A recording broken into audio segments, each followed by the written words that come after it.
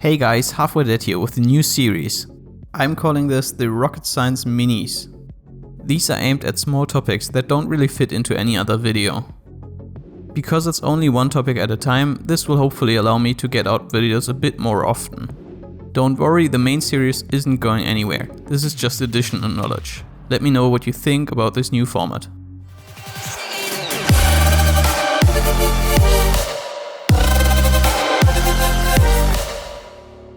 The topic of this video will be the weird interaction with the ball on underpass. There was a pretty big discussion on Reddit as well as Johnny Boy's streams about why the ball pops backwards when you drive underneath it.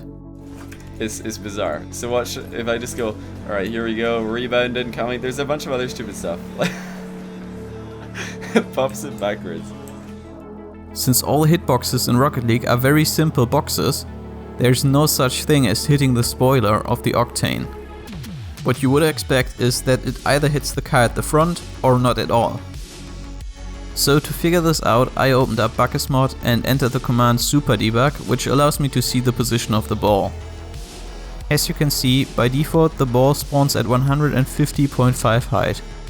So at first I thought this issue might be caused by some suspension wiggle.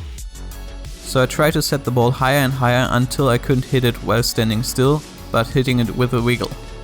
But then I soon found out that it doesn't really make a difference if I wiggle the car or not.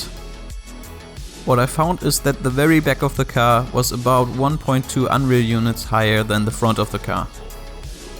This means one of two things. Either the shape is not rectangular, or the hitbox is tilted by default.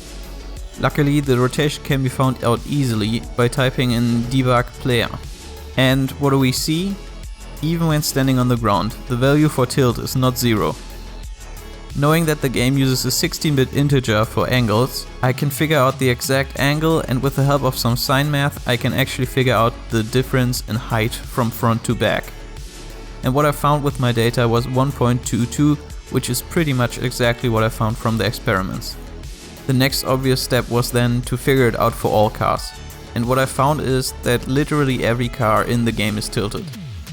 The highest forward tilt was 2 degrees and the highest backward tilt was 0.8 degrees. If you want to take a look at the data, I've compiled it all in a spreadsheet which should be in the video description. Knowing that all the hitboxes are tilted has a couple of implications. First of all, it fully explains the interaction with the ball on underpass.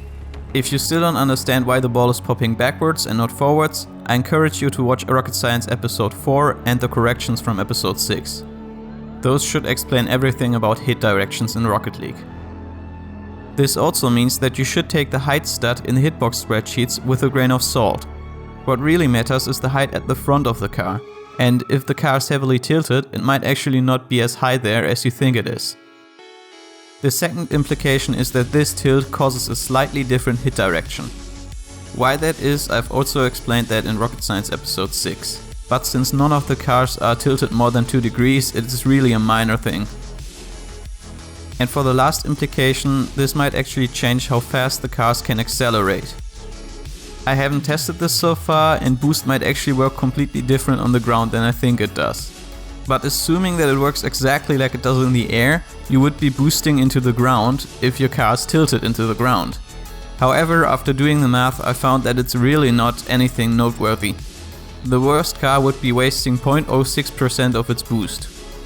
That's the equivalent of driving a race with a car that has 172.3 kilowatts versus a car that has 172.4 kilowatts of power. Meanwhile, the maximum speed that the car can reach stays the same. It is such a minor difference, it will be hard to test it at all. Alright, that's it for this video. If you're new to my channel, please check out my Rocket Science series for more in-depth Rocket League knowledge. And follow my Twitter @HalfwayDeadRL.